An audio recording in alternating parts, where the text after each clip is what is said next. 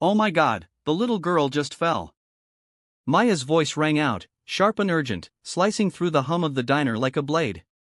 Her tray clattered to the floor as she rushed forward, ignoring the gasps and stares around her. Lily Reeve, 6 years old, sat crumpled on the cold linoleum, a thin trail of blood trickling down her scraped knee. Her arms were wrapped around herself, her lips trembled, but she made no sound. Just wide, terrified eyes that darted back and forth, frozen like a cornered animal. Can a stranger's kindness change everything? Stay with BUP Stories to find out. Maya knelt beside her. It's okay, sweetie. I've got you. Her voice dropped into a soft hum as she began to sing, an old Georgia lullaby her mother used to sing to her and her brother before bed. She didn't reach for the child right away. She just sang, rocking gently on her heels. Then, without warning, a strong hand yanked her arm. What the hell are you doing? Get away from my daughter. The voice was deep, commanding, and angry enough to make half the diner freeze mid-bite. Thomas Reeve stood over them, fury flashing in his eyes. Maya stumbled back slightly, stunned. Lily let out a small sob, then a shriek, shrill and piercing. She clawed the air, reaching for Maya. What happens when a billionaire's world collides with a moment of pure compassion? Keep watching with BUP Stories. Mister, she needs, don't touch her, Thomas barked, stepping between them. A waitress dropped her coffee pot. Someone gasped. Even the manager peeked out from the kitchen. Everyone knew who Thomas Reeve was, billionaire tech mogul, owner of multiple health tech corporations, the man who could destroy livelihoods with a single phone call. Everyone except Maya. Lily screamed louder, writhing in her father's arms. Please, Maya said, her voice calm but firm. She just needs a moment. Let me try. Thomas hesitated, jaw tight. But Lily kept fighting him, sobbing harder with each second that Maya stayed away. Reluctantly, he stepped back. Maya approached again, slowly, gently. She didn't speak this time, just reached out. Lily collapsed into her arms with a gasp and clung to her like a lifeline. The screaming stopped. Only soft hiccups remained. The tension in the room drained, replaced by stunned silence. And just like that, a stranger's kindness reached where power and wealth had failed. In Maya's quiet strength, Thomas saw what truly mattered and maybe, for the first time, began to understand what it meant to be present. If this moment touched your heart, let us know in the comments below with BUP Stories. We'd love to hear your thoughts. If you believe more people should see stories like this, stories of compassion, courage, and connection, give this video a like and share it with someone who needs it today. And don't forget to subscribe to BUP Stories so you never miss another story that reminds us what humanity can look like when we choose empathy over ego. Thomas stood there, stiff, unsure. How did you? I have a little brother, Maya murmured, rocking Lily. He's on the spectrum, too. When my mom was in the hospital, I took care of him. After she passed, it was just us two. Her words landed softly, but not without weight. She wasn't boasting, just explaining. Thomas watched her closely, the calm in her tone, the steadiness of her arms, the way his daughter, who recoiled from every therapist and specialist money could buy, now breathed steadily in a stranger's embrace. What's your name? He asked, quieter. Maya Thompson. I'm Thomas Reeve. She blinked. Okay. You don't know who I am? Maya shrugged. Should I? For the first time in years, Thomas didn't have an answer. Lily stirred, her fingers curling into Maya's apron. Thomas looked at her and this stranger and saw something impossible, peace. That night, he didn't sleep. He looked up Maya's name, no remarkable. No college, no credentials, just a 27-year-old waitress from Atlanta with no ties, no scandal, just one obituary. Her mother passed away 6 months earlier from cancer, and a string of late utility payments, suggesting she worked far more than she should. He stared at the screen, a waitress, a lullaby, a daughter he thought beyond reach, and something in him, long silent, began to stir. Oh my God, the little girl just fell. Maya's voice had echoed through the diner just moments earlier, and now the memory of it clung to Thomas like humidity before a storm. The way she'd held Lily, the lullaby, the quiet strength in her hands. And yet, even as he sat in the booth, watching his daughter sleep more peacefully than she had in months, something inside him coiled tight with unease. Thomas Reeve was not a man who believed in coincidence. Back at his penthouse that evening, the lights of downtown Atlanta glittering through floor-to-ceiling windows, Thomas stood with a glass of scotch in hand. He stared at the computer screen where his private security firm's database glowed under dim light. Maya Thompson, born in Monroe, Georgia, 27 years old. Waitress at Southern Grill. Legal guardian of a younger brother, 13. No higher education. 2 jobs over the past 8 years. Financial hardship evident. Medical debt. Late rent. But that wasn't what stopped Thomas cold. One charge, petty theft, 5 years ago, dismissed but recorded. A department store. $43 worth of baby supplies. Maya had pleaded not guilty. First-time offender. No jail time. But the mark remained. Thomas sat down heavily. A waitress with no formal credentials. A theft charge. A dead mother. A vulnerable sibling. And now, somehow, she'd made his daughter smile. What were the chances? He pulled up the diner security footage again, watching the moment Lily fell, the moment Maya rushed in. It looked natural, instinctive. But that was the thing about people, wasn't it? The best liars looked the most sincere. His mind began to spiral. What if she'd recognized him the moment he walked in? What if her intervention had been orchestrated? She wouldn't be the first to try to get close under false pretenses. He'd seen it in boardrooms, charity galas, even at his late wife's funeral, people looking for opportunity in grief. And what better opening than a lonely billionaire with a special needs child? But then his memory looped back, not to suspicion, but to Sound, the lullaby, the way Lily had quieted, her fingers gripping Maya's apron like it was home. Maya's face hadn't held ambition. It held grief and compassion and something Thomas couldn't place, familiarity, maybe pain that mirrored his own. Still, he'd be a fool not to be cautious. At breakfast the next morning, Lily sat quietly, playing with the fringe of the apron Maya had left behind. Her therapists had all failed to get this kind of response. She hadn't allowed anyone to comfort her, not since Rachel died. He watched her, weighed the memory of Maya against the file on his laptop. Was it possible both things were true? That Maya had once stolen and that she was also kind? Could someone fall, claw their way back up, and still carry something good inside them? His phone buzzed. His assistant, Caleb. "Sir, you wanted updates on the Thompson girl?" "Yes." "Nothing else unusual?" "She's clean since the charge." "No known affiliations, no suspicious movements." "She lives in East Point, works the morning shift at the diner, then picks her brother up from school." "No record of contact with the press, no posts on social media." "Honestly, she seems like someone just trying to survive." Thomas leaned back, fingers steepled. "Or someone who's learned to cover her tracks." Caleb hesitated. "Sir, if I may, you saw how Lily responded. That's not something you fake." Thomas ended the call without replying. He returned to the booth that afternoon. Maya was refilling coffee mugs when she noticed him standing near the counter, Lily beside him, holding his hand. Her shift manager was already rushing over, obsequious. "Mr. Reeve, we didn't know you'd be coming back today. Would you like a private table?" "No," Thomas said. "We'll wait for Maya."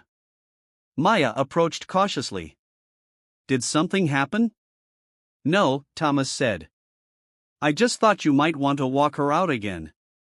Maya looked down at Lily, who was already reaching for her. She scooped the child up with practiced ease, whispering something that made Lily's shoulders relax. As they walked outside, Thomas studied Maya's movements, no flashiness, no hidden motive he could detect. If she was pretending, she was doing it better than anyone he'd ever seen. "I did some checking," he said when they reached the car. Maya stopped. "You what?" "I looked into your background." Her jaw tightened. "Of course you did." I'm a father and I'm protective, and I'm just a waitress with. Into a group hug. We're okay, she whispered.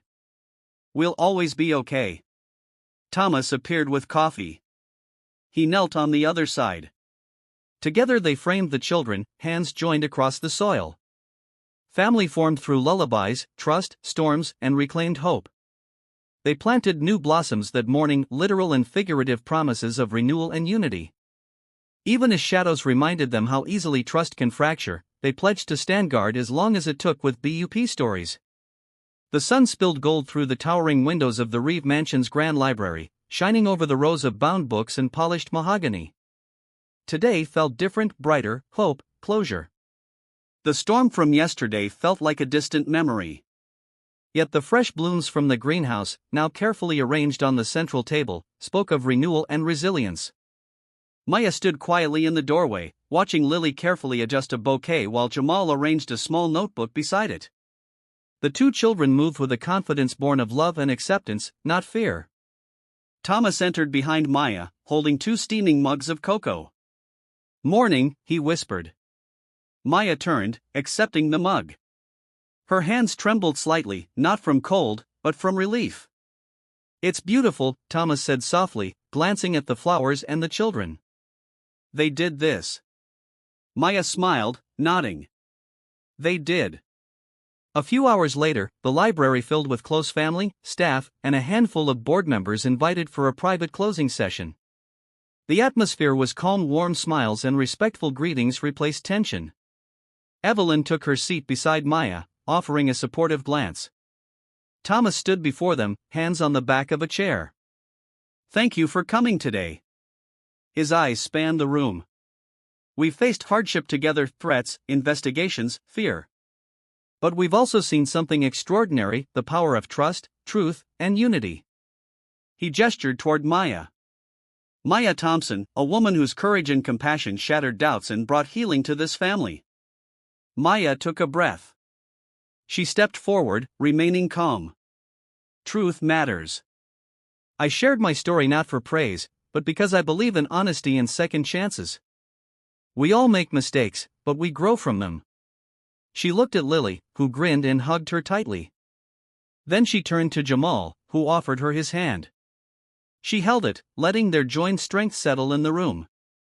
I am grateful to Thomas and Evelyn and all of you for believing in us, me and my family. We are stronger together.